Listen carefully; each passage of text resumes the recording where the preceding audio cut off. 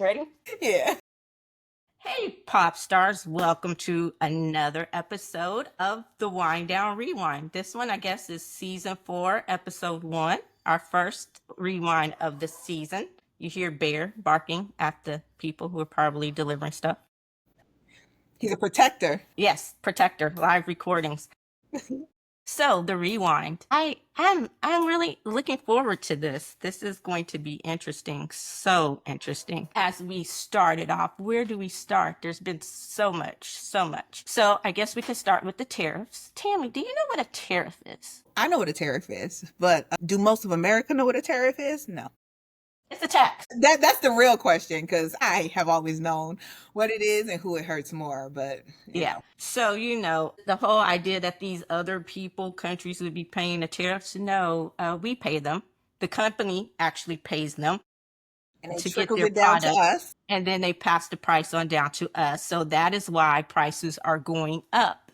And so over the last couple of days, the Mango Mussolini, as I so love to refer to him as, because he has those aspirations, he's woken up again and decided, well, over the past couple of weeks, he's been tweeting or sending people these threatening tariff letters to these countries that really don't have big trade with us.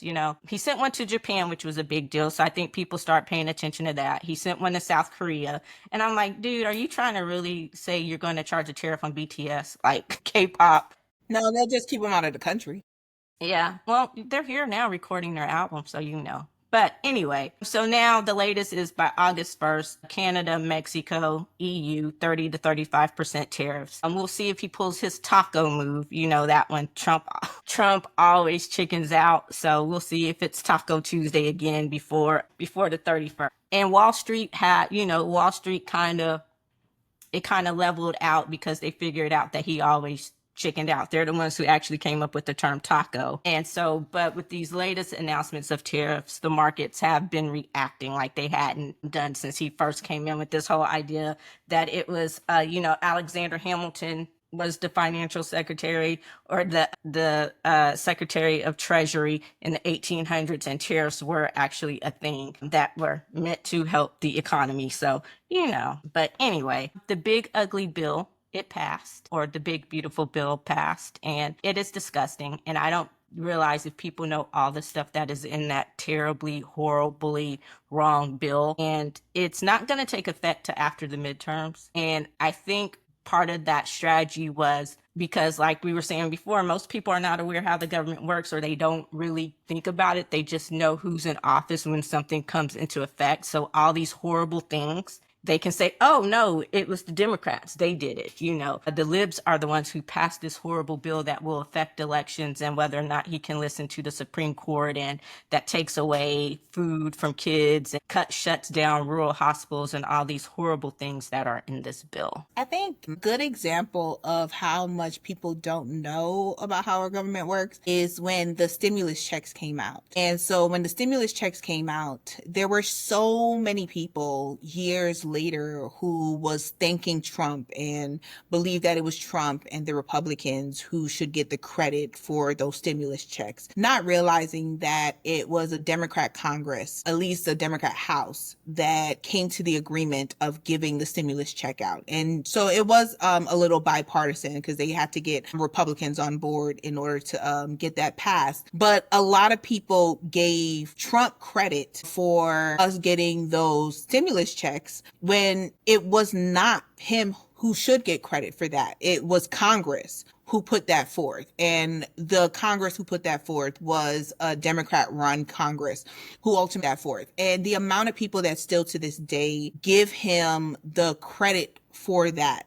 But do not give credit to Biden when one of the first things he did when he got into office was to work with Congress to approve a second stimulus check. So he doesn't get credit for the second stimulus check that we got, but Trump gets credit for the first stimulus check that we get. And I think that sums up a lot of how people do not understand, how our government works and who was supposed to. I think the power dynamics have definitely shifted in our government, but who was supposed to have power when it came to the money, who holds the purse, right? The Like power of the purse. we know that Congress holds the purse, but there is a lot of people that don't know that. And to think that for a long time, people went into this thinking that the president had more power than he does, to the point where now the president is pulling more power than the president was ever supposed to have. And so, like, and that goes into like the big beautiful bill, like,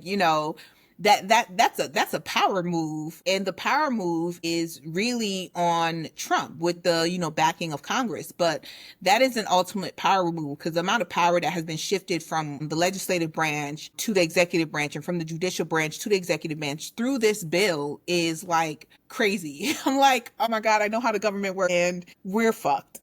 Yeah, Like we're really fucked. so cooked because, and they willingly, that's the thing. It's like they willingly giving away their power by not even stepping up when they should, enacting. That's the whole purpose of checks and balances. Like did none of y'all take a basic civics class? Like seriously, not knowing your job. And speaking, of giving up or trying to strip away power here in Texas, if you're wondering when Abbott is going to be term limited, during these lovely legislative sections that they've had in Texas, never, because, they quietly, silently stripped away the term limits here for governor. So we just going to have to keep rolling. My bad. We just going to have to keep going with Abbott. But he's If you trying don't keep to electing him, then he'll keep serving.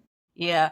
But he's quietly trying, or not so quietly now, trying to gerrymander for black and blue districts and turn them into red districts, move them into red districts. They did that with the district in Galveston County, a smaller little district that had been blue and had a black representative, and they gerrymandered it. I'm just going to say jerried it into a red district. And so they're trying to do the same with 4 other districts here before the midterms. Sylvester Turner, who passed away shortly after the inauguration, not shortly after the inauguration, but in January, I think it was after his first state of whatever, the former mayor of Houston, his district, he refuses to hold elections for that. I think he waited as long as he could. And I think by law, he has to hold it in November. So, that lovely thing. Our lovely attorney general, who is going after Cornyn's seat in Senate, is getting a divorce. And I wonder, now this is the thing, okay? I wonder what was so bad. They say it's because he had a side piece. The man's been having side pieces.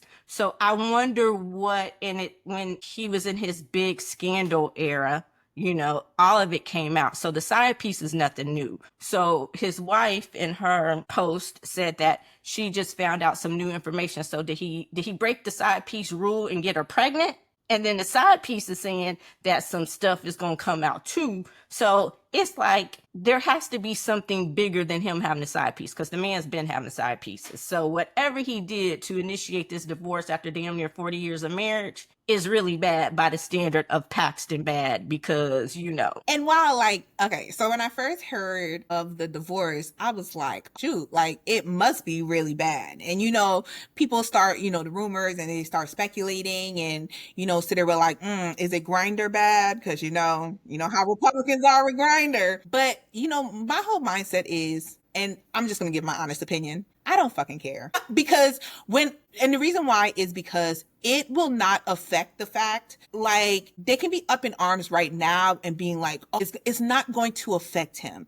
I don't think that it is going to limit the opportunity that he is taking to take Cornyn's spot as the Republican nominee for Senate. I don't think that it is going to have as much of an impact, whatever additional thing comes out. I think that we are so far gone that anything that comes out in this divorce proceeding, anything that his wife says, it is not going to impact his political career, make it seem like it is. Like, no, we're so far gone that it's not going to affect like the next step that he's taking on his political career. Like, people can be up in arms. That's fantastic. Like, being like, oh, no, something will come out. Really? Like, what would come out that would completely make people not vote for him on the Republican ticket? Like that's what we need to think about. On the Republican ticket, what could come out about that would lead to Texas not giving him the votes the same way that they gave Ted Cruz the votes, the same way that they've given Cornyn the votes, with all the nonsense. Like, I just don't see anything so extreme, no matter how far we want to go, that because I don't think it's grinder level. I honestly don't. I don't think that it's grinder level. And so because I don't think that it's grinder level, I don't see anything else that could come out that would put a dent in his political aspirations. I agree, because he was under indictment, like Rico John Gotti level shit. Yeah. A few years ago when he was reelected. And his wife helped him to stay in his position. So yeah, so he was under federal indictment. Then in Texas, they tried to impeach him, and she's really high up in the state legislature, and she helped save his career then. So I'm with you. And I also like, who really gives a fuck, because it's Texas. But two things that got me. First, on the personal level, I just found it funny from a pure TMZ, I guess, standpoint, is that when she gave in her post, she was like, well, God wants me to be happy. So it was the performative Christianity that took me out. Okay. I'm like, God wants me to be happy and blah. And I'm like, oh gosh. And I loathe myself to question people's religion or whatever, or how, because it's not a one size fits all thing, but there is a foundation. And I'm like, you people are not as far from Christ-like and Christian-like as you could possibly be. Whether you're an atheist, whatever you believe, we all know the tenets or the foundation of the Bible, right? And so I was just like, okay, it's the performative Christianity for me. Like, for real, for real. Maybe this is karma. I have no idea. But again, I'm with you. I don't know what it is. And whatever it is, I'm sure he will give her whatever she wants to shut her up so it doesn't look as, But the other thing is, the thing that I found most interesting, and I did not know this until all of this started coming out, is that apparently, rumor has it, allegedly, because she has not said anything about this herself, I don't believe, is that Jasmine Crockett could be up a potential candidate for that job on the Republican side, on the Democrat side. I love Jasmine, I do. But I really think she should stay in the House. I would not recommend running for Senate. I do want someone to run not in Texas.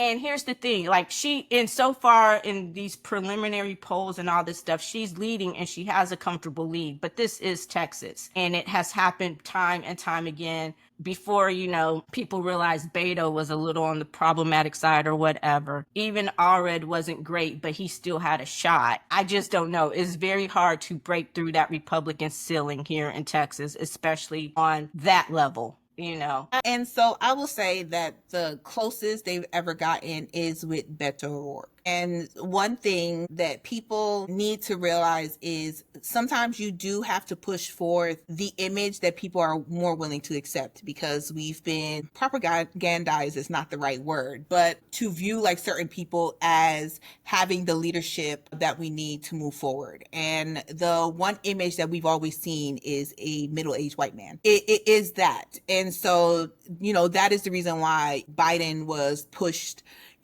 so far, because they looked at it and said, what is the image that can beat Donald Trump in 2020? And that was the image that could ultimately beat Donald Trump in 2020. So I think that Jasmine Crockett needs to stay in the House. One is because she's so effective in the House, but also because once you announce that you are running, you give up your seat. If you give up your seat, who gets to fill it?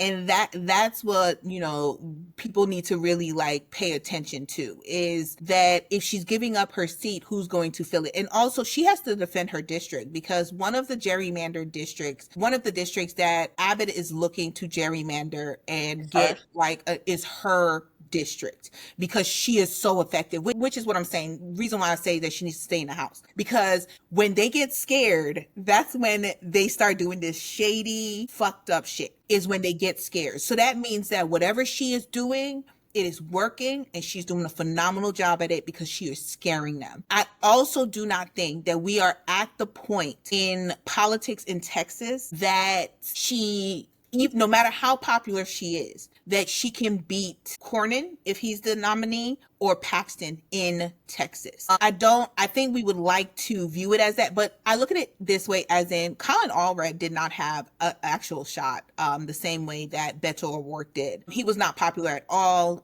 When you listen to, his campaign, like how his campaign was running and everything like that, his popularity or the focus was more on people who lived outside of Texas and the people who lived in Texas. He's not very liked or well received in the state of Texas the way that he was outside of Texas. And people need to stay out of, I'm gonna be honest, people outside of states need to stay out of state politics, because you never know what the people in that state, what they want. Ask us, what do we want? Who do we think we can really get behind? Colin Allred was never a person that we could actually get behind, that we could actually elect into office. That's the reason why he did such a horrible job against Ted Cruz. Like what the hell? And so I think that while Jasmine Crockett is great, it's such a polarizing thing today that, and coming off of Kamala Harris, we have to acknowledge the fact that that's not where we are right now. And we're definitely not there in Texas. We could want to be there, but we have to be honest with ourselves. We're not there. We're not there I don't think we're there in Texas to elect a Black woman who actually knows what she's doing. I just don't think so. Yeah, we're not. I don't know that Texas will ever be ready for another Barbara Jordan until Texas is one of those states that needs to be politically, for lack of a better word, blown up from the inside out, because you hear about all these things, about everything that's wrong with Texas. Well, Republicans have run Texas for the last 30 years. And how do we not blame, how do they not get the more blame for it? That's what's wrong with us. Is Republicans have run Texas for the last 30 years and they refuse to take accountability. So I'm going to fix this. You fucking broke it. You fucking broke it. You can trace the grid issues back to when Rick Perry was governor and they took us off the national grid and all this other shit. Everything that's wrong with Texas is Republican made, is a Republican problem. Is Texas more purple than people think? That's the question that people ask. It is. It definitely is, so. Because they've had to do a lot of, how do we say this? I'm just going to say it. They did a lot of fucking cheating to win these elections. So that is the case. If you look at the stuff that's going on in county level, especially red counties like Harris County, if you actually get out and talk to the people, a lot of the people, and it's coming up, the buyer's remorse. But I think that I agree with you just for the fact that I think she needs to stay in the House, because a lot of people don't realize exactly, they think of the House as just this thing, but the House is really probably more consequential than the Senate, I think. And so, not that I don't think she would make a great senator, but I'm with you. First, she needs to stay to fight for that district, to fight this whole gerrymandering thing that is trying to take place here in the state. And also, I think we need to get someone. The problem with Democrats, and the problem I have with Colin Allred's campaign, is you were trying to be too middle. And you and I had this conversation a couple of weeks ago. We're at the point where you got to actually fucking pick a side. Yeah. There's no such thing as being perfect. You're not going to have a perfect candidate, someone you agree with.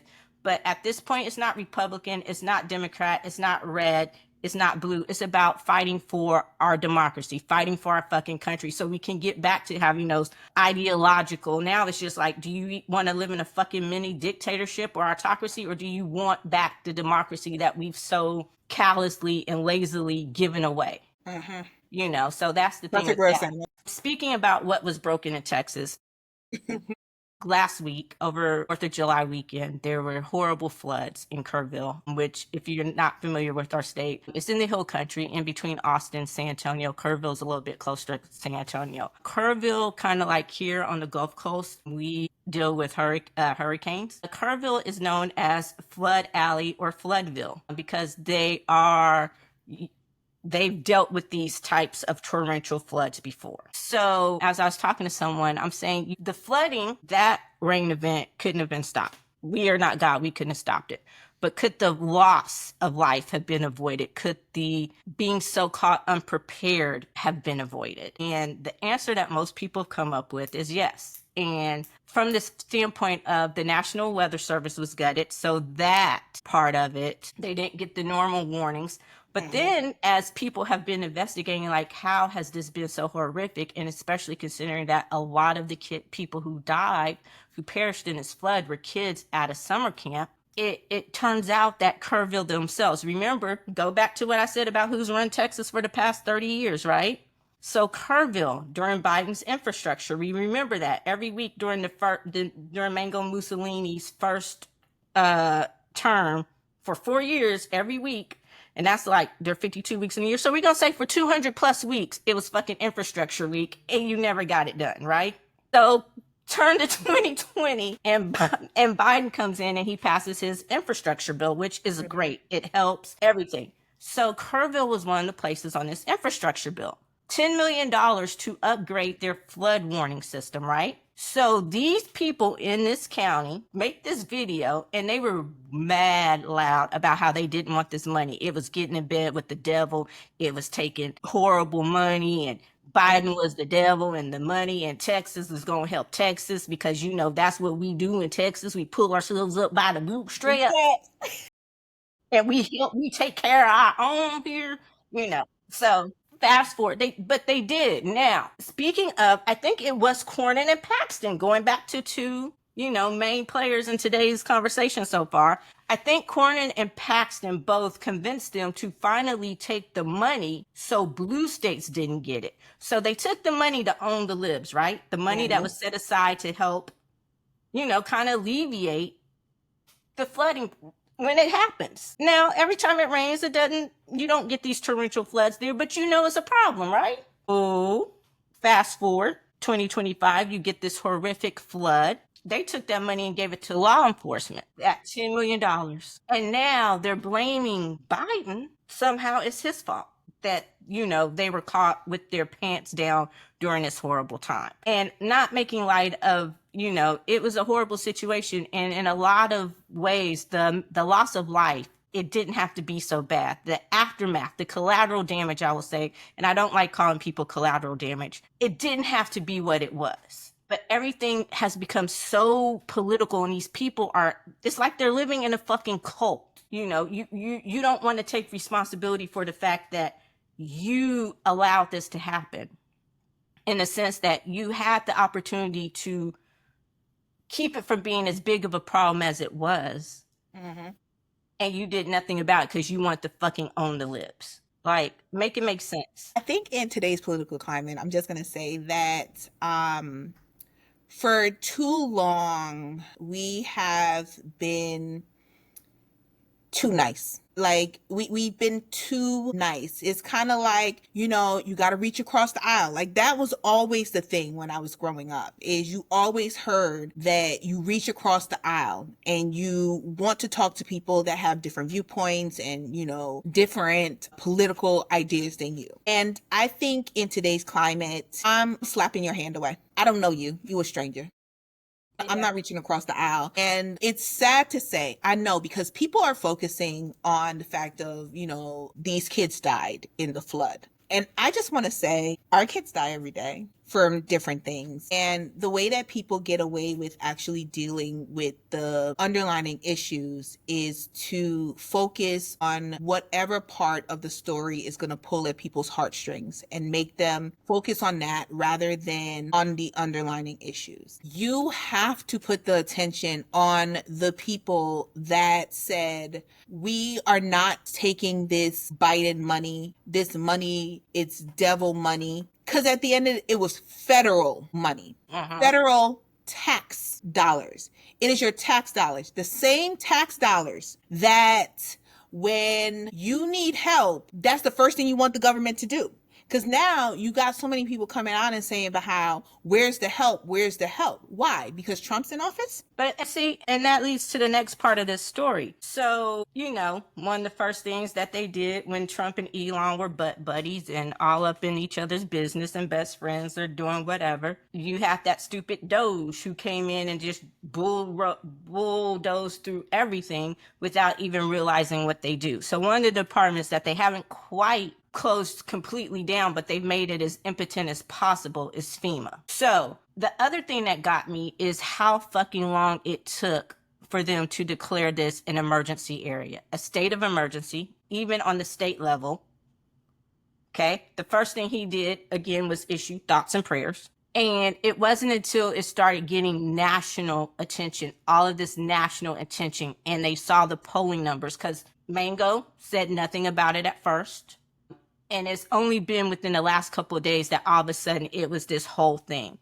Dog killer, who, for those of you who don't know, FEMA falls under DHS, which falls under the Department of Home, which is the Homeland Security. She spent 3 days sitting on this before she signed the emergency declaration to actually send FEMA out, because she made some rule that she has to sign off personally on anything that costs over $100,000 for FEMA. So while you have the Marines, the literal fucking Marines, and the National Guard cosplaying a scene from some horrible B war movie in MacArthur Park, scaring kids who are ironically at summer camp in an empty ass park besides the kids at summer camp, while they're out in LA cosplaying this scene, you have kids and people dying in floodwaters here in Central Texas. So then you go on TV saying, well, it's a Texas problem. Why should we help? Because that's your fucking job. And so yes, FEMA does finally come in, and Mango and the whole crew come in over the weekend or the last couple of days talking about how bad it is. And then this dumb motherfucker is talking about riding waves. The waves are so big that surfers wouldn't even. This is the fucking president of the United States. I mean, we are a fucking clown show and a dumpster fire full of shit.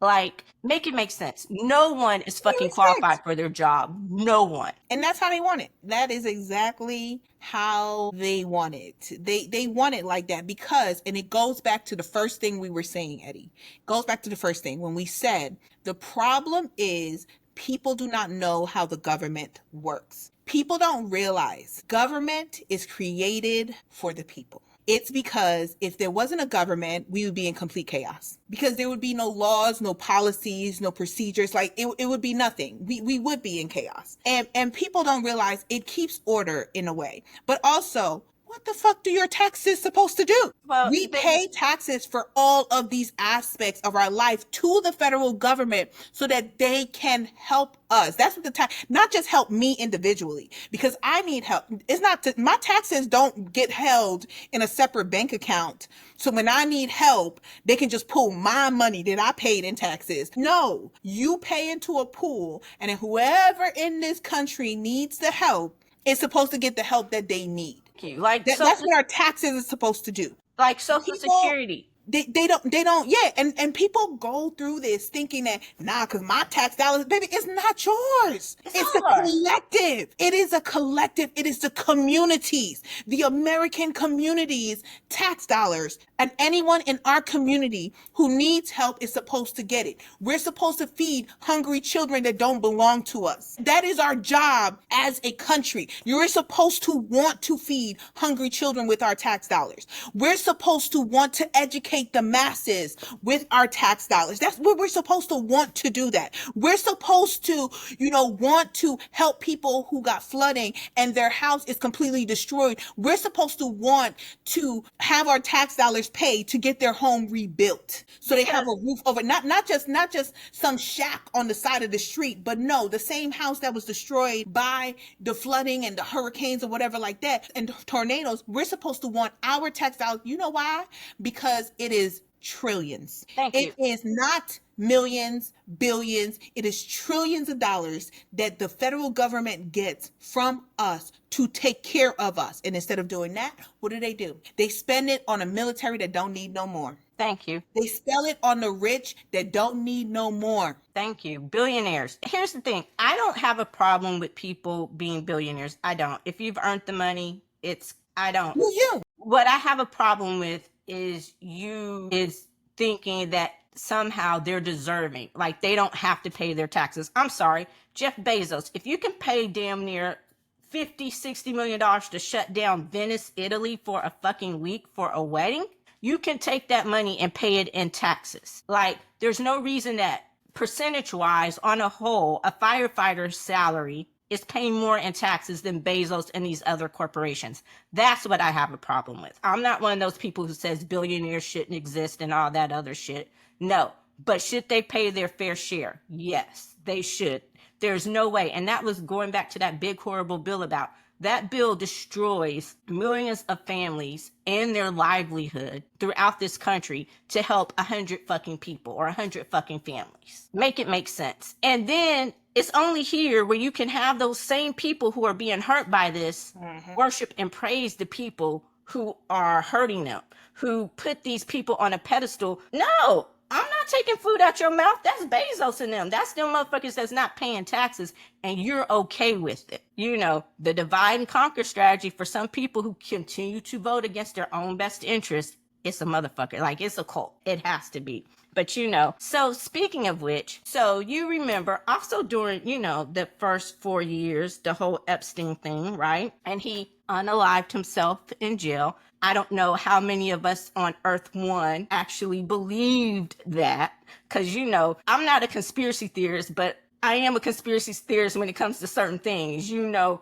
and I'm just going to go out there and say that I never believed he unalived himself. I always thought it was an inside job. That's just me.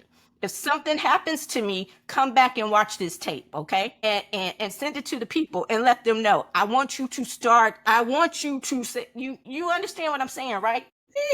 Okay, so just tell them if something happens, we know it was because of this. I'm just saying that's the level of my conspiracy theory. So coming into this whole campaign to take away from the fact that, you know, Project 2025 is shit, and everybody, even the MAGA who were hearing about Project 2025, how shit it was or is, you know, the whole big thing was, well, Epstein, because, you know, it was Biden's fault that the Epstein files were never released and all this other kind of stuff, because he didn't want it to come out that Hunter was actually on Epstein. You know. So the whole big thing, Pam Bondi, Attorney General, for lack of a better word, because that's her title, who also isn't qualified for her fucking job. Her whole thing was, well, I'm going to release the Epstein files. I'm going to release the Epstein files. It's going to be released. They're going to be released. That was the whole big thing as soon as she was inaugurated. So instead of releasing the Epstein files, they released the Kennedy files. They just all the shit that they released. It wasn't the big classified trove that people were expecting. All they did was unredacted. They unredacted the stuff that had been redacted, thinking it was some big get you. No, the stuff that had been redacted were people's addresses and social security numbers. And a lot of these people were still alive, and a lot of them were actually still Trump acolytes. Okay, so, you know. But now, so fast forward to within the last week, all of a sudden we're being told the Epstein files didn't exist. It was all made up. Like, I'm like, the gaslighting here is seriously fucking real. And so I'm like, we made that all up. And then Wired today released that the Epstein tape from prison was doctored. Like, go figure. If I had pearls, I would be clutching them right now. So if you see me doing this, that's me clutching my pearls. Like, oh my God. And so then the two podcasters, Cash and Dan, great podcasting name, but the two podcasters who are running the fucking FBI, Dan Bonga, whatever, Dan B, that's what we gonna call him, Bobo. I like that name. Oh, but that already belongs to Lauren Boebert. So we'll call him Bogo. Bogo, he talking about he gonna retire, he gonna quit if Bondi doesn't resign, because, you know, his whole podcasting career was made off of these Epstein files and how they were like the White House, the Washington, D.C. pizza place, you know, the place that they were talking about Hillary and all her people were doing. Yeah. So it was going to be full of libs. The Epstein files is for the libs. So now it's some big liberal cover up that they're not releasing these Epstein files. And I'm just like, they will eat their own over the dumbest shit. Like, I don't, but the MAGA is mad because now they're like, well, maybe he did lie to us because we were told, we were promised these Epstein files, and we want to know what's in these Epstein files because it's been hanging over them like red meat. So now they're salivating for these damn Epstein files, which I'm just going to tell you, your boy is all over the Epstein files. There's no redacting him out of it, because trust me, if it was full of Clintons and Soroses and all your other liberal boogeymen, oh, those files would have been released a long time ago. And even Dershowitz is saying that the files are real and he knows who's all up in them, but he can't say. Your boy Elon, when they broke up, that's the first thing he was talking about was them Epstein files, talking about Trump was all up in them. So I'm just like, if it wasn't our if so much wasn't at stake, the shit would be funny. Like if this was where it belonged on reality TV and not our everyday fucking life with real life consequences, it would be funny. It really would be. But it's just like, what the, We'd like, be questioning everything. we're a fucking laughing stock because of these people. And they've been reelected, and I can't, I don't know. I'm at a loss. You got anything? Like, No, I think you speak truths on that. I honestly didn't have a reaction when the news came out about this, because we know where it's at. Also, I've come to the mindset that I don't care to hear about anybody that voted for this saying that they regret their votes now. I don't care to hear about it's too late. We're gonna be going through this, and so because it's already too late, yeah, you can have buyer's remorse now. Yeah, you can talk about how mad you are because they promised you this and they not coming out with it, but they promised us this because it was gonna get the libs. It's always about the libs. I don't care to hear for it. I don't think, I'm gonna be honest, I do not think that they were ever going to release the Epstein files. Part of it is because while he's on it, there are prominent Democrats that are also on that list. There are members of the royal family that is also on that list. I don't think that they would ever, they can talk, the reason why they can talk about it so much, about how they were going to release it, is because it's a talking point, but they knew that they were never going to release it. Now, the whole saying that there is no such thing, now that I was like, whoa, like you crazy. We know you lying. We know you lying. But to think that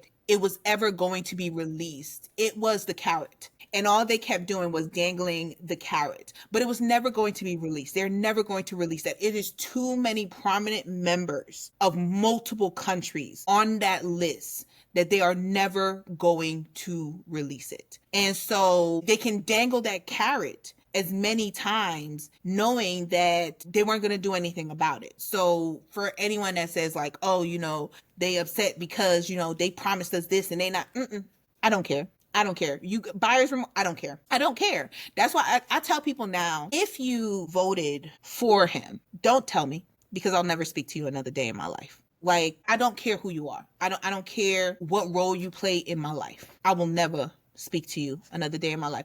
I will write a note of what I need to say, and I will pass that note on to you rather than speaking to you. And so keep it to yourself. Please keep it to yourself. I don't want to know. I don't want to know that you regret your vote. I don't want to know that, you're really upset because life is becoming hard, because it's affecting you just as much as, you wanted it to affect, other people that don't look like you. I don't care. Like, at the end of the day, we're all screwed and we're all going to live through this. And I blame you. yes. And I blame you.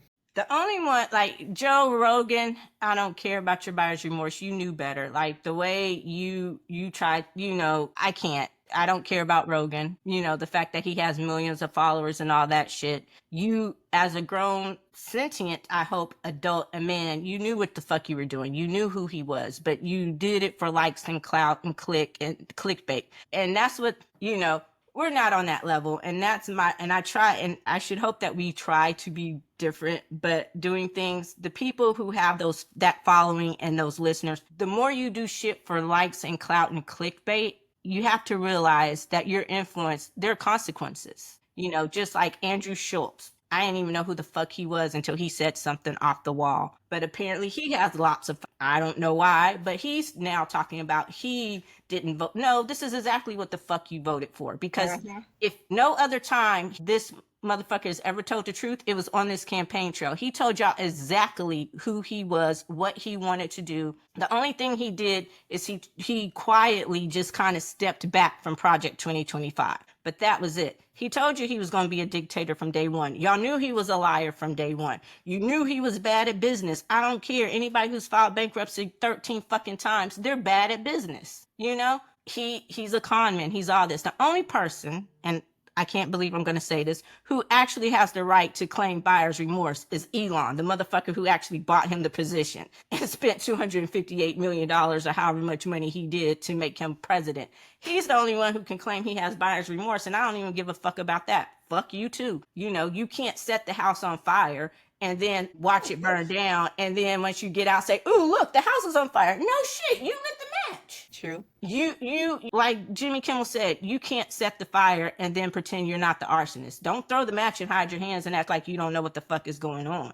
But literally, if someone could claim buyer's remorse, it's him, because you know he no longer has the position that he bought for himself, which proves that you can't out Trump. Like, I'm so sick of people trying. You can't out Trump the man. No matter how fucking crazy, batshit crazy he is, he's one of a kind. Thank fucking Lord. But, you know, anyway, so moving on to sports, just kind of. So let's do some entertainment. That was some tough topics we just did. Let's break it down a little bit. Moving on to sports. So, have you been watching the WNBA? You know that, but I will. Let me say this. I've never been a person who has sat down and watched games. I haven't been, but I have always been interested in the dynamics of different sports. So like, you can mention things about football and I will probably like have some idea of what you're talking about without like fully sitting there, because I'm not entertained by watching, you know, sports games. Although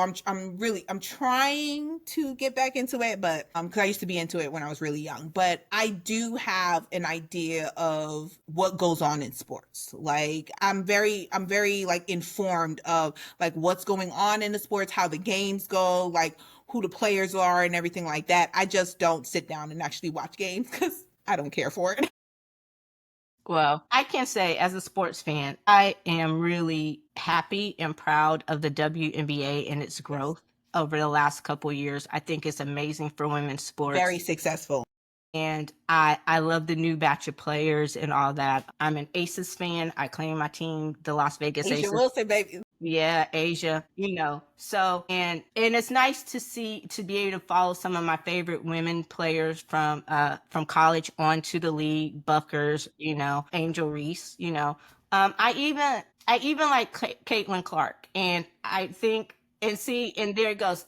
To me, this is what I tell people about Caitlin. You don't have to like her personally. You don't. And I can say I'm not like a big personal fan of Caitlin Clark, but you got to respect her game. The girl got game. She can ball. And as a basketball player, as a sports enthusiast, I can respect that part. So when I say I like Caitlin Clark, I like her game. Do I like everything else that comes around that follows her? All of that other stuff? No. So, you know, Angel Reese has been balling out of control. She's been going off.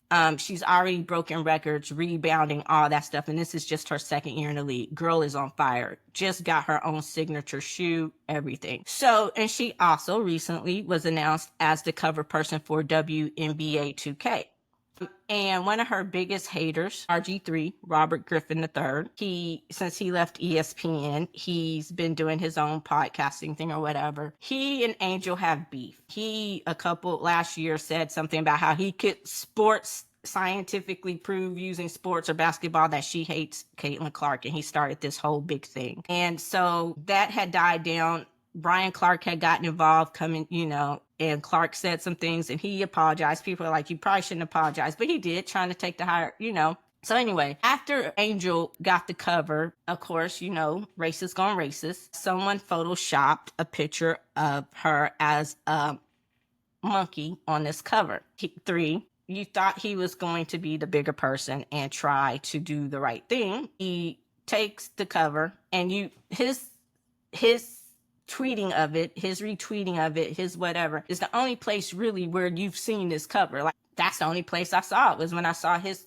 and he takes one or two sentences and says, racism is wrong, this is wrong, you shouldn't do that, blah, blah. Then he spends the whole rest of the post, which is paragraphs long, retweeting about how Angel Reese has offended him, how she really does hate Caitlin Clark, and just rehashing all that stuff. So the man simultaneously played the victim, the hero, and I guess the moral conscience of this. I have no idea what the fuck he was trying to do, but it was a hot fucking mess. I will say, as someone who doesn't actually like fully watch the games, but who does keep informed of what's going on, I think one reason why I don't watch the games is because I can't separate talent from personality. I think that it plays a major role on, I don't care how good you are. I don't care how good they say you are. But when you go into a Black woman dominated sport and you bring the vitriol that you bring with you and you tiptoe around what you know you need to say to shut it down immediately. That part. You don't say, we're just here to play. No, to say what needs to be said, there's no question about where you stand, what you tolerate. And that is one thing on the reason why I do not like Clayton Clark, because she has never been able to come into the WNBA that is Black woman dominated and understand that you are a guest in this. But because of the boost that you have and how people have gassed you up, okay, making it seem like your talent is 1 in a million when it's not, that you think you're the face of this league because they tell you over and over again. And who's telling you this? Your people, that you are the face of this league. I feel like it needs to be said because your people is telling you that you are the face of this league, not the people who dominate in the league, but your people. And so because of that, you never lay down the law.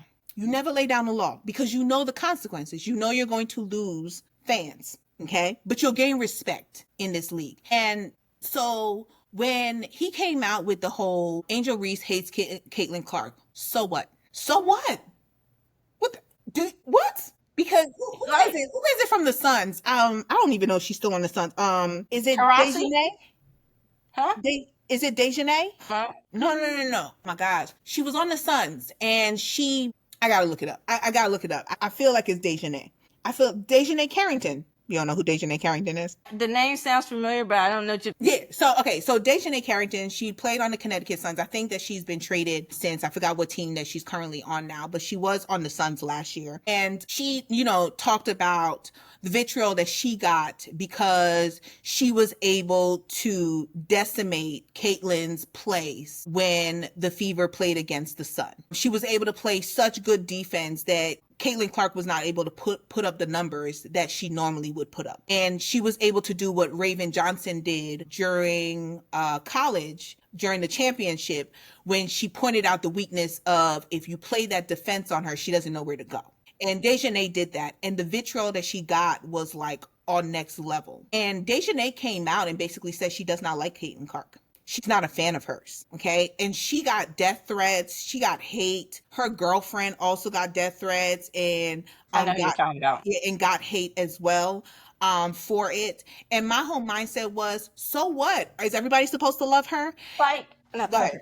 I was gonna say let me tell you about early NBA, like these and 2000s. They hated each other. Most people hated fucking Jordan. They hated playing against Jordan. Jordan was a fucking asshole. And when I say I agree with everything you said, and I don't want there being confusion. When I say I can respect her game, I truly can, and that I think that's where we're different. Am I a fan? No. Do I like her where I'm going out and buy? No. But I can respect the thing that she has game. I can't take that away from her, no matter what my personal feelings are from her, just from a sports standpoint. The girl can ball. Now, having said that, I'm with you. Who gives a fuck if Angel Reese likes her or not? It's not her job to like her. You're not going to like everybody you encounter in this world. Has she ever disrespected her? No. Has she ever come out and called her just out of her name? No. She has really not been a part of this conversation. And I can't remember who it was, but I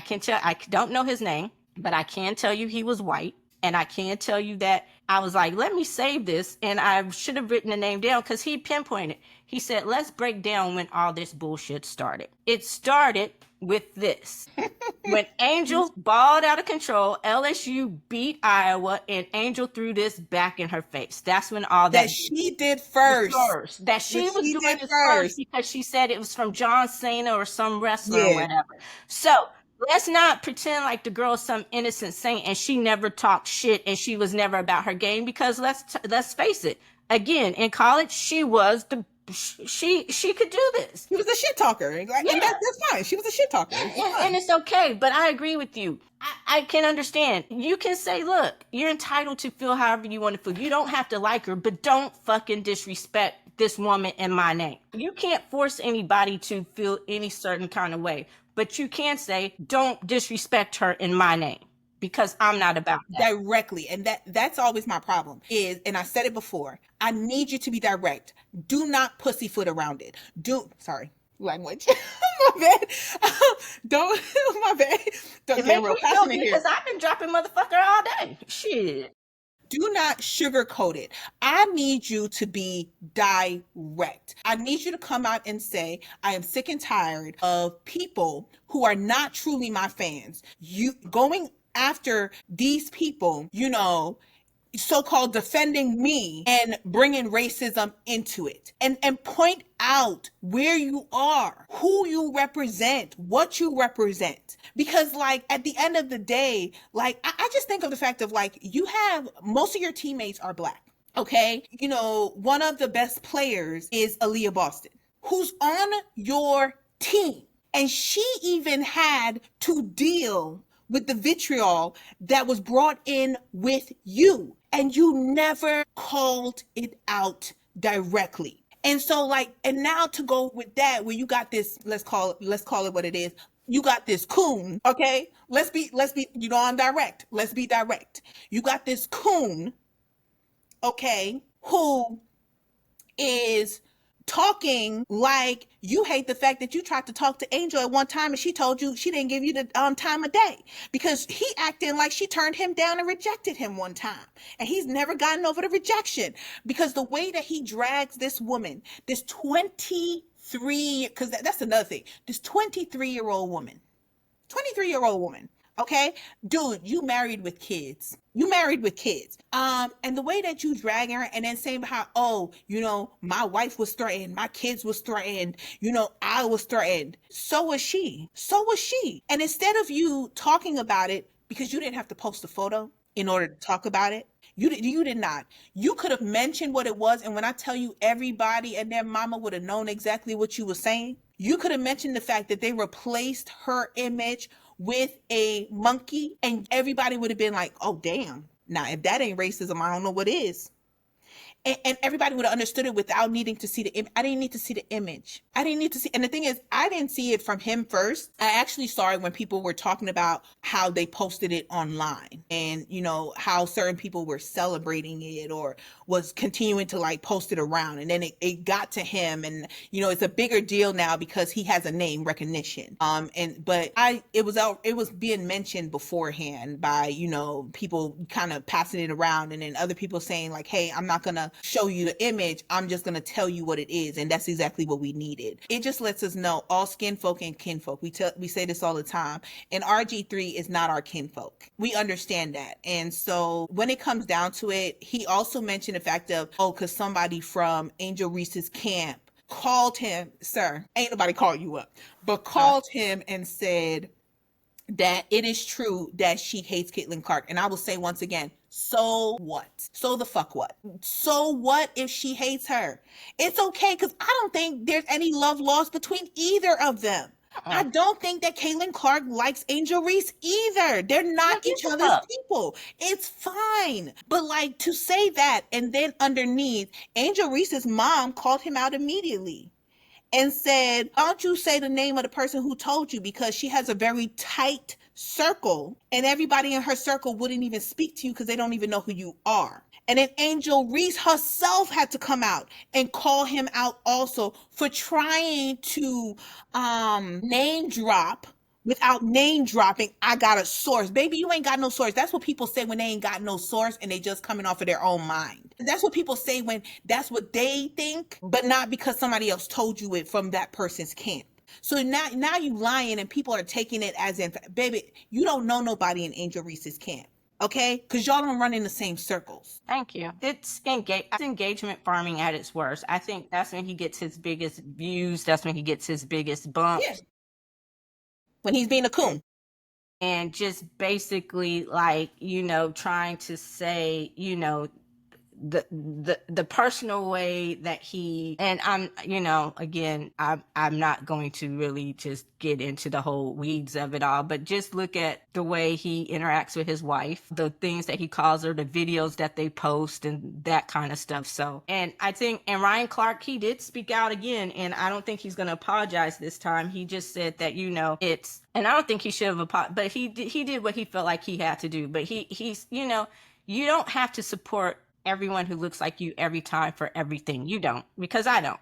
We're going to get in that in just a moment. But if you never support people who look like you for anything, then that's a problem. And I'm just going to leave it at that. But I can't with him. I really can't. And I was one of those people who tried to give him a chance after he left ESPN, who tried to, but you always saying some Crazy he's stuff. always saying some shit that he has to go back and try to halfway apologize for with some inspirational bullshit after the fact, or, just, it's nasty. I'm just going to agree with Angel. He does some very nasty work, and he does it very, very well to cater to his particular audience. And baby, let's just say, what happened when a certain golfer went running into some trees, got drunk and ran into that tree. You know what happened to a certain rapper from Canada. I'm just going to say, remember your folks, because if you keep treating us like shit when you need us, We will not be there. we will not be there. Speaking of supporting people who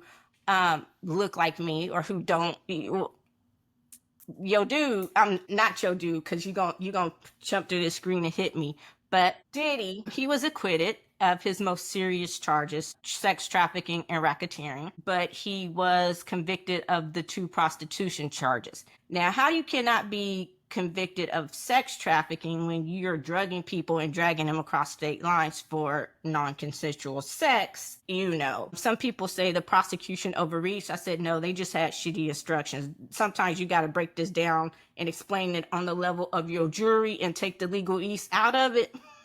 Because, the prostitution charges, though, I think carry 6 to 12 on each count. I guess we can take it maybe as a good sign that the judge denied him bail until his October hearing for sentencing. But I think the thing that got me is I was surprised. The RICO, because it's so hard to convict on RICO. It is. I wasn't surprised that they didn't necessarily get the RICO. The sex trafficking, that was a little surprising. But I also think that a lot of times when we think of these crimes, I was talking to a friend, and I think that our minds have us going to this inherent violence that has to be attached. And we're so indoctrinated, I guess, into this whole trauma porn thing, if that makes sense, that if we don't see that inherent violence that we think should be there, that physical aspect of violence, then it didn't happen or it wasn't as bad. I don't think a lot of times we take into account the emotional, the mental violence that is perpetrated on someone during this. Because if seeing that video of him beating the hell out of Cassie in that hallway wasn't violent enough for you, if hearing some of that testimony wasn't violent enough for you, I don't know what to tell you. I think that's the reason why people need to understand that when it comes to these high profile cases and you're pulled to be on the jury, that you have very, very detailed and straightforward instructions of what you need to focus on. And while we are human, the prosecution needs to prove each charge beyond a reasonable doubt. And that's where some people doesn't focus. So while they can be like, yeah, I think he did it, beyond a reasonable doubt, that's 100%. And if you at 95, but that 5%, you blame the person, or you questioning some of the decisions made by the victim, then you don't have there's doubt that he's 100% guilty of that crime. And it's just different when it's a high profile case like the Diddy case was on proving that. I think that I'm not necessarily surprised about it. I didn't have too much faith. I'm gonna be honest. I didn't have too much faith on him being held accountable for any thing that he was charged with. I think I've just lost, faith in a lot of the systems that we have in place. But I think what like kind of slashed my soul a little bit, more than it's being slashed all the time, is it showed me who some people are on the excuses that were brought out for Diddy. And part of that goes towards, like I said, and this goes for all aspects, I don't separate talent from personality. I can't. I cannot separate talent from personality. I don't care how good you are. Once you show yourself to be as they called it before, degenerate, or a horrible human being, to simplify it, I don't look at it the same. I'm not making excuses for you. I'm not going to be like, but he can sing though. Like I'm not, or great producer. He had that talent. Is he though? I just don't, I have never had that ability, and I don't want that ability to separate talent from who you are as a person. I think that plays a lot into your success. And every time something like this comes out and you hear people who excuse it or who talk around it, it says something about who you are. And so I look at the people who are, making excuses or who kind of lessen the trauma that a lot of these people experienced over years, decades from this man, directly and indirectly, which some people just don't understand that, indirect, because I look at it as in, I think about the people who worked for him for years and never said anything until it came out the way that it did. And now y'all all got shit to say, but you were there. You watched it. You protected it. And, you got, what you saying now? I don't want to hear it. I don't want to hear it. I don't care. I don't care to hear for it. So Diddy, you can rot where you rot, wherever it is in your millions, because at the end of the day, no punishment is going to be good enough because he's a rich man. Yeah. No punishment is going to be good enough. And I think some of the things that got me, and I agree with you, to me, separating the talent in this is a little bit different than Caitlin Clark, because I agree with you. She hasn't proven herself to be likable to me, but not. I was talking in general too.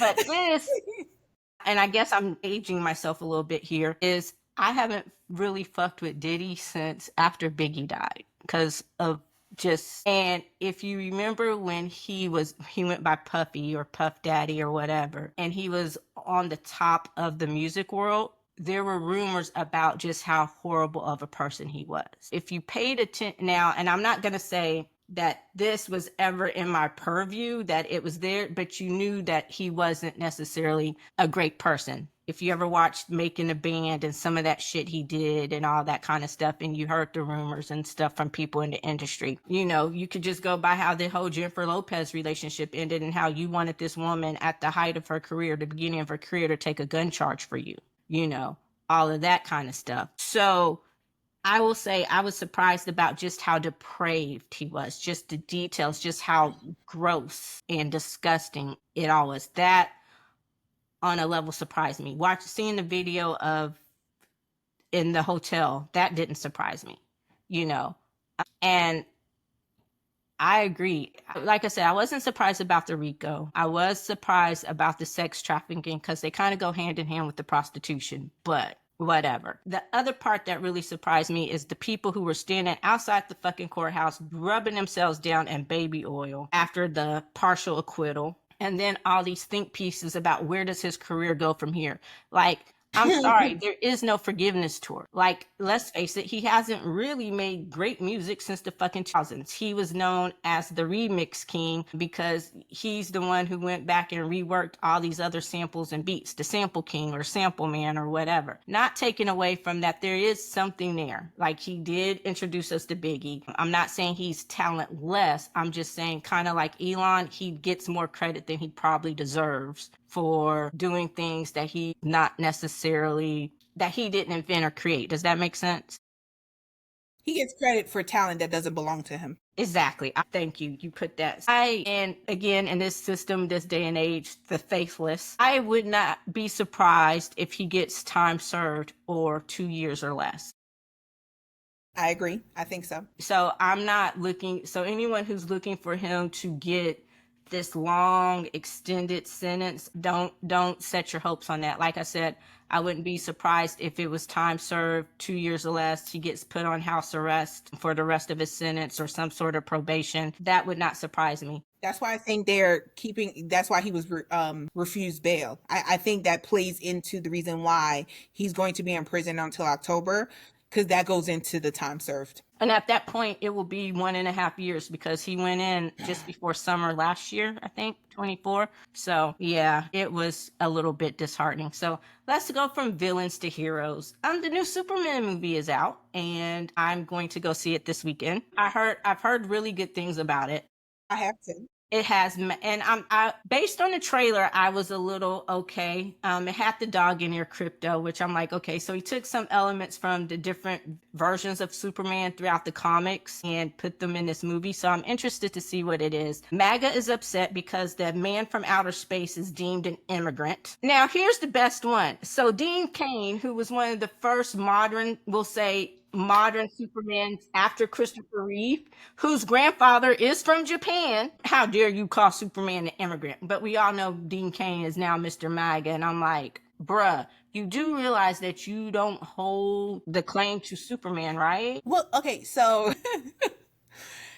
I forgot his name. I can't think of his name. But there is this podcaster that I listen to, him, and he does entertainment, right? So he really focuses on people celebrities or actors and actresses who don't get the attention that they deserve for the talent that they have, which is one reason why I love listening to him, because he points out things and I'll be like, I never noticed that. Like, he makes me think beyond. And he talked about this. He talked about Superman. He's a huge superhero fan. And he mentioned the Dean Cain. That's where I first heard it. And he was like, I have to play these clips for y'all. And so he was like, whatever Dean Cain can say, when he played Superman, it was the exact same thing. And so he was like, but he seems to have forgotten because it was so long ago. So he plays the clips. And I was a huge Lois and Clark fan. Yes. Like watching the episodes over and over, like, goodness gracious, I was mad because at one point they completely took it off TV.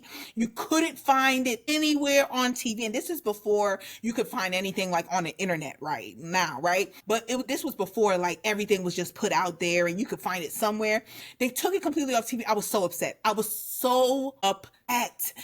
And then I used to watch like the reruns on USA Network, and that's how I'm saying my age as well. But I really loved it. And so I was a huge fan of Dean Cain and Terry Hatcher. Like, love them. Like, and it was such a huge deal. And to see who he is now, like, breaks my heart. It's kind of like Hercules and Kevin Sorbo. Like, oh, when I found out that Kevin Sorbo was a MAGA, when I tell you, me and my mom and Hercules and Xena, you couldn't speak to us when we was watching this show. Like, you could, like, there was no words. We just sat there and we were watching, be like, we watched this last week, but let's watch the episode again. And just irked my soul when I found out like where he is. But with Dean Cain, they played the episodes of them talking about Superman being an immigrant and being an alien. They actually used the term alien in Lois and Clark. And they showed the clip and the guy was like, yeah, so you were an alien when you were in Lois and Clark, when you played Superman. But now that's some woke language. And Superman's not an immigrant? And let's talk about this horrible language that needs to be updated on all immigration paperwork. Technically, it is alien. And I hate using that word, and I tell people, don't use that word around me, okay? It's immigrant. I don't even like illegal immigrant, undocumented. They need to update the language, but if you want to get technical on the legal paperwork, it is alien. And motherfuckers from outer space. Yeah. And so I'm just like, make it make sense. But I'm with you. Broke my heart when Dean Cain was like, I'm like, and John Snyder from, Schneider from the Dukes of Hazzard. Oh, never. Wait, what? Yes. Luke Duke. Gosh darn it, Eddie. Yeah. I mean, I didn't watch Dukes of Hazzard. I didn't watch that, but I know who Okay, I that did. I'm gonna admit it. I was a kid. I grew up in Lubbock, Texas, and I had the lunchbox. See, I'm that's aging myself again, but I used to love me some Dukes of Hazzard till I knew better. The general girl, whatever. But anyway, different life. You know better, you do better. But yeah, someone breaking in your crib. like noise, and I think it's my neighbor downstairs. They always fucking moving But around. yeah, so yeah, Superman. So I want to see it. I think I'll probably do a quick pop on it or something on the website. So stay tuned. Let Check me it know out. how it, like, send me a text and see, because I do want to see it. So if it's good, I'll probably try to do a matinee next week, early next week, Yeah. So to go go see on it. Tuesdays. Those are $5 days. AMC? Bet. You ain't gotta say nothing else. And also, just really quick, I know we're gonna wrap this up soon, but Justin Bieber released his quick album Swag, or his new album Swag. I am a Bieber fan. I will say on first listen of this album, before I can actually give it a full review, which I plan on doing, I'm gonna have to listen to it again. I was listening and I'm like, maybe some of this should have been left on the He record. does he sound like he on drugs? I don't want to be that person, but it sounds like he's going through some things. And I think most of us who've paid attention to him for the last couple of years have kind of wondered what's going on with him. And he's admitted himself that he is going through some stuff, that there is some trauma he's dealing with. So I'm not gonna rush to that judgment. I will just say that he is someone that I don't want to wake up and hear about him on TMC not being with us anymore. Being honest, I think he'll ultimately. Let me not say it, but it broke my heart when I heard about Liam Payne. Yeah, I don't want him to go that way. But So I I hope he know. gets I the help. just he's someone who you could tell was very talented from a very, very, very young age, and who Hollywood chewed up and spit out. And I mean, it's a great thing that he still has his talent after Hollywood has spit him out and threw him to the wind and say, now figure your shit out with your trauma Yeah. on your own. I'm gonna say the rumor that I find to be hilarious, and as a semi fan of Bieber, like, I'm not a diehard, but I recognize, his talent, and I think just he portrays himself to be an okay person. Like, I don't see anything really wrong with him. He hates his wife. He hates his wife. And I feel it's a little justified. I'm just gonna put it out there. I think it's a little justified. Oof. I don't think it helps him. I don't think it helps him. I hate when you see people in a relationship and you cater to their fucked upness. And I think in a lot of ways in that relationship it doesn't benefit him. It has ultimately continued the trauma and the hurt that he'll never work it through if he doesn't get somebody in his corner who wants to see him healthy. And I don't think that his wife is a person who wants to see him healthy. I don't care if he refuses to listen to you or not. I think there's too many people that benefit from him being the way that he is. And it's really sad to see, with how talented he is, that he doesn't have anyone who, There seems to be. I'm even scared of, not the Liam Payne thing. I, just mentioned that, but and only I think partly because he's a white guy, and but I'm even sad of, I see signs of Britney Spears when Mm, her broken down moments and yeah. the trauma that she went through for as And long as still she did. never. I see that, and that's what I'm trying to say, clarifying, like, my thought process is, that's what I see. I see she also, you couldn't see anybody necessarily in her corner at the time who didn't benefit from her continuing to be in the position that she was in to help her get out of it. And it wasn't until the buildup of support from the outside got too much that finally, she was able to get out of that situation. And I see signs of Justin Bieber being the same way, of him going through the same trauma. And it's not going to be until, hopefully, we learn from Britney enough that it doesn't take as long. But I just see so many signs of him going through, those same moments that she went through before getting the help. And even now, like, she'll never recover from, where she was to where she is now. Like, there will never be a recovery. Like, even thinking of, she's lost the relationship with her children that, I don't see her getting back anytime soon, So just my 2 cents.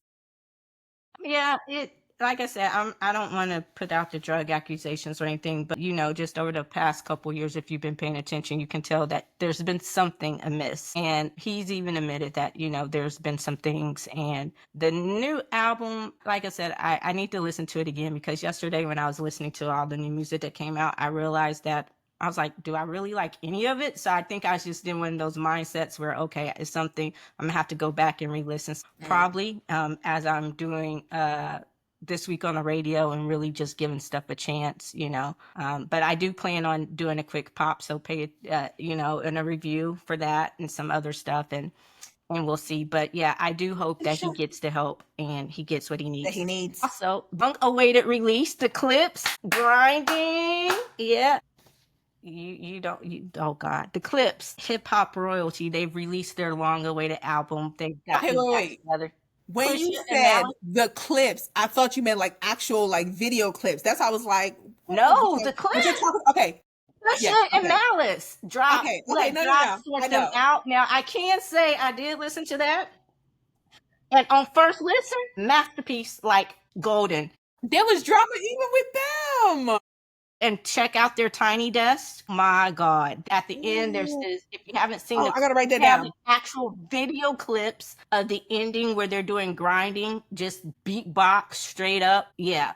But Let God Sort Them Out from the Clips is masterpiece. Look, it's grown folk music. Look, it's grown folk. It's actually good music. Yeah, it's grown folk hip hop. It's not, I don't know what the hell they be, it ain't that NBA Youngboy shit. But yeah, so check out the Clips. Check out, I'm sorry, I'm not a fan. Not even gonna pretend like I'm a fan. Never will pretend like I'm a fan. No, and hell no. Okay. I would rather go back and listen to the Crazy One before he became a full-blown Nazi than sit here and listen to Youngboy. Okay. Well, that was real talent though. Like, when we he went psycho, but yeah, But so wrapping it up really quick, Trump, Paramount settled with Trump. I don't know why. That was the biggest fucking mistake. $15 million. They were telling the truth. They released the video to show that were telling the truth. Huh? Tax breaks, probably. Coco Jones is engaged to Donovan Mitchell from the Cleveland Cavaliers. So you're like, whatever. Okay. I have to think. I don't know who he is. On the new No. I know. I don't know who he is, but I was trying to see if I could think of who he was, but that's why my confusion was. I know who she is. Okay. But, He plays I have no idea who he is. For the Cleveland Cavaliers.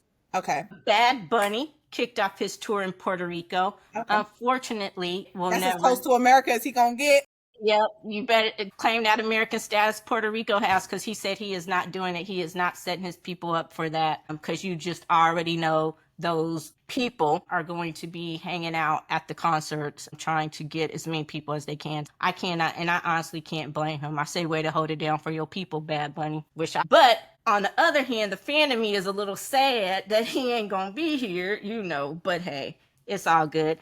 Glenn Turman finally got a star on the Hollywood Walk of Fame. You don't know who Glenn Turman? Can you give me something that he's been in? I don't know the name. Give me something. Gosh, what hasn't he been in? He was on.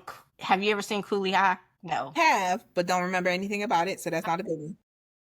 Gosh, Different World. He played the other. I'm gonna say he played the other adult in A Different World besides Sinbad and Dawn Lewis. I have to send you a picture, but it's a good thing.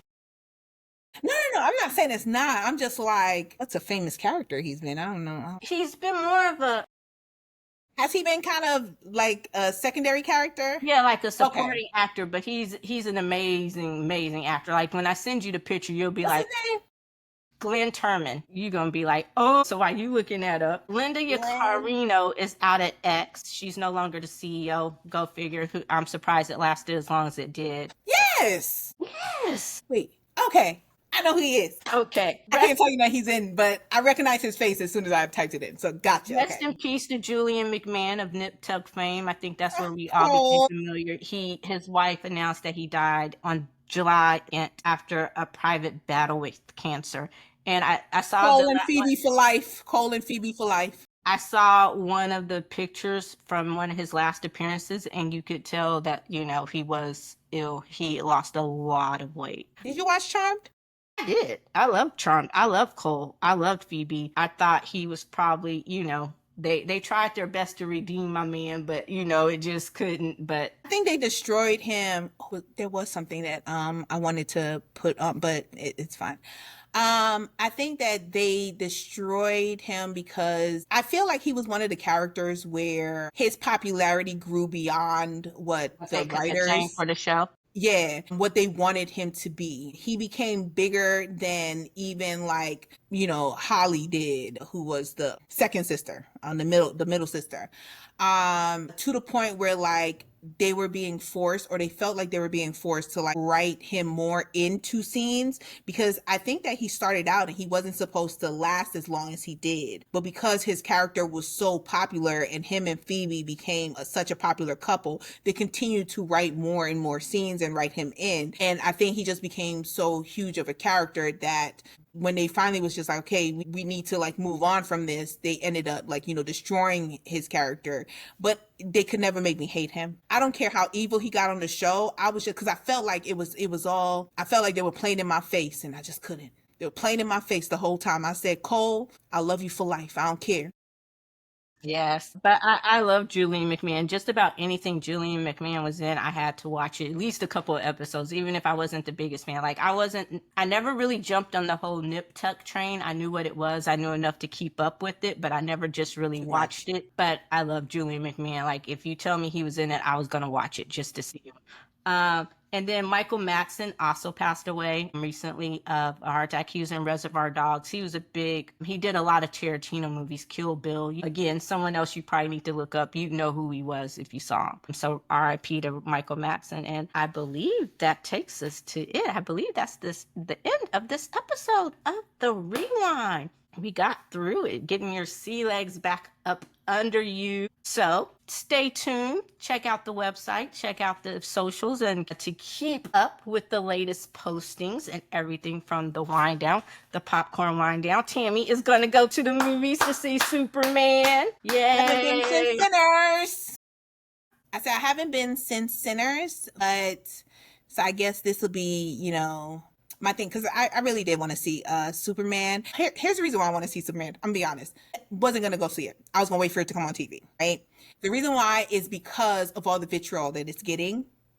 And the more negative that it becomes for never watching it and not seeing it, but just talking out your ass to do it, I'm like, I have to go see it. Like, I have to support it. I have to give it my money, my hard-earned money. I need to give it my hard-earned money so that I could be like, in your face. Yeah. Anything that pisses that crowd off so easily, I'm all for it. I'm all for it. But on top of that, just from the legitimate people that I follow, and it looks good from the legitimate reviews, which I haven't read all of because I don't want the spoilers. The movie is getting great word of mouth so it's actually good. So it's a twofold thing. It's actually supposed to be a really good movie, and it is pissing that crowd off. So I think definitely stay tuned for something about Superman, whether it's going to be a quick pop or whatever. We will have that for you here on the Popcorn Wind Down. And that does it for this episode of The ReWine. Thank you for joining us. I think I'm remembering to sign off. I am Eddie. And I'm Tammy. Bye. Until next time, peace. Deuces.